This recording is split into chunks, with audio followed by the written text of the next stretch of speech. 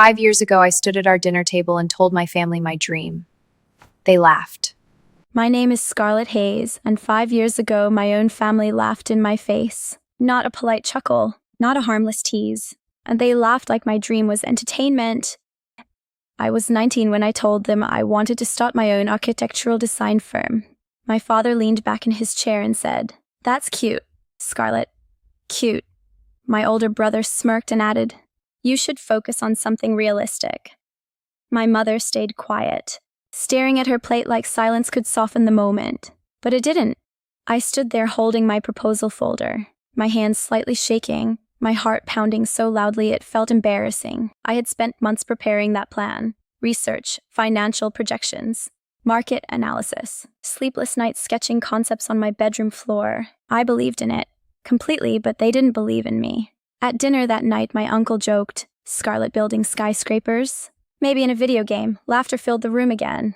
I forced a smile, because sometimes smiling protects your pride, but inside something shifted. It wasn't weakness. It was resolve. The next morning, my father called me into his office and spoke calmly, almost kindly. "We won't invest in fantasies." Fantasies. Yeah, that word followed me for weeks. I stopped explaining. I stopped defending. But I didn't stop dreaming. Quiet determination is more dangerous than loud ambition. I took freelance gigs online. Small design drafts, cheap rates, long hours. I saved everything. While they assumed I had matured out of my phase, family, gatherings became predictable. Still chasing that little idea. Someone would ask.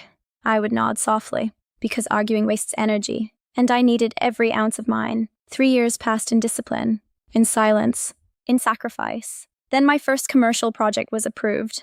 A modest office renovation. Nothing massive, but it was mine. I signed that contract remembering every laugh, and I promised myself something that day. One day they will not laugh. One day my name will carry weight. Life listens when you make promises to yourself, and when it answers loudly. Success did not arrive like a celebration. It arrived quietly, disguised as exhaustion. The first year after launching Scarlett Hayes Designs was the hardest year of my life. Clients doubted my experience. Contractors questioned my authority in meetings. Investors smiled politely, but hesitated when it was time to commit. I learned quickly that being a young woman in a business meant proving yourself twice as hard. There were evenings I locked my tiny office and sat alone in the dark, staring at unfinished blueprints, wondering if my father had been right. Maybe it was a fantasy. Maybe I was naive. But every time that thought appeared, I remembered the laughter at that dinner table, and I refused to let that be the final sound attached to my name. I worked weekends. I skipped vacations. I reinvested every profit back into the company. I built a small but loyal team who believed in vision more than comfort. Slowly, project by project, our designs began standing out. Sustainable concepts, bold structures, smart spaces that blended beauty with purpose. A local magazine featured one of my commercial renovations. Then another publication reached out. Awards followed, not huge ones, but enough to validate the grind.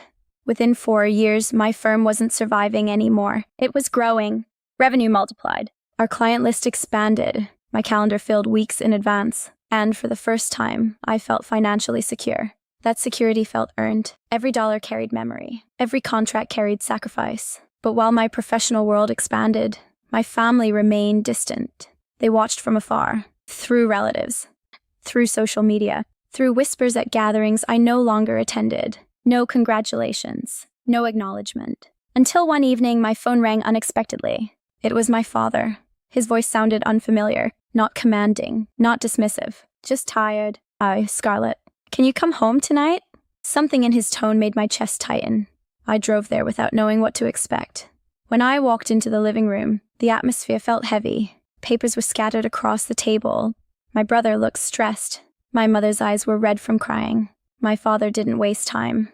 Their construction company had suffered massive losses from a failed expansion. Loans were overdue. Creditors were pressing. Bankruptcy was close. Then he looked directly at me and said words I never imagined hearing.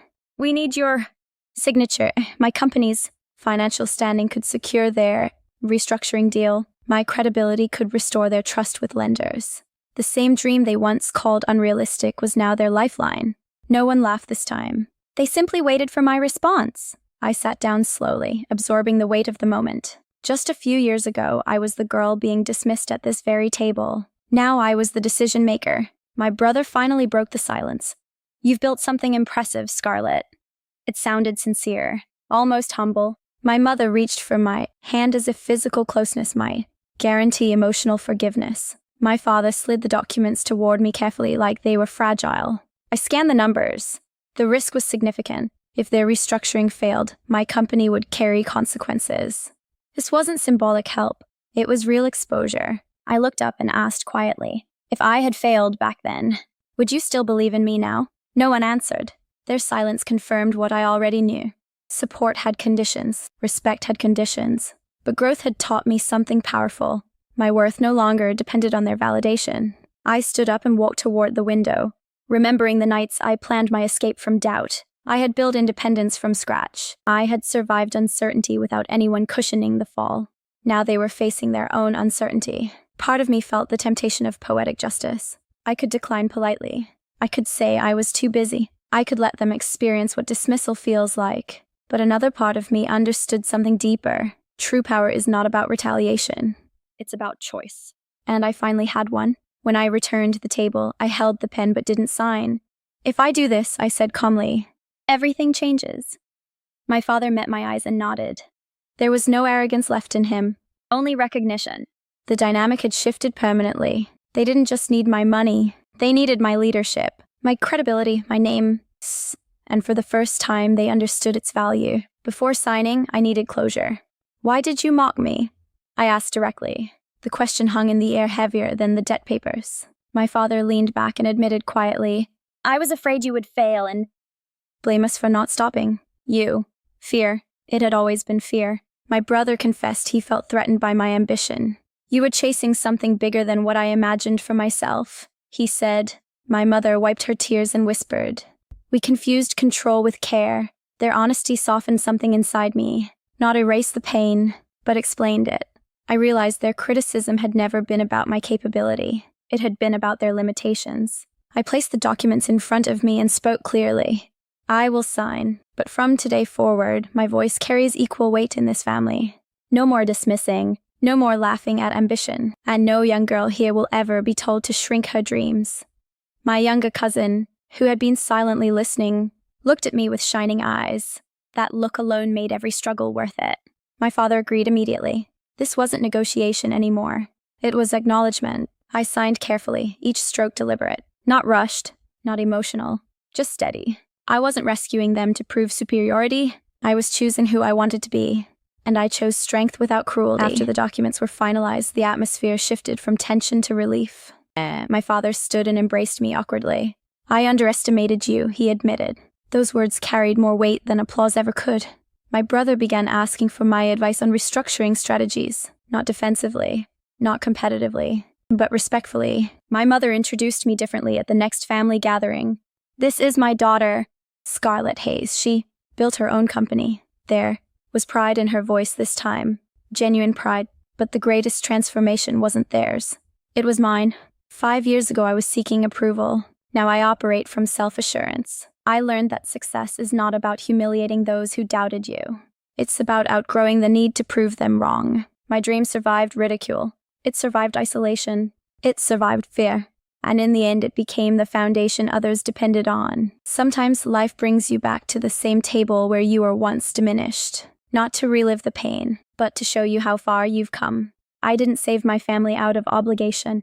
I saved them because I had already saved myself. And that difference changes everything. My name is Scarlett Hayes. They mocked my dreams. Now they rely on them, and that is more powerful than revenge.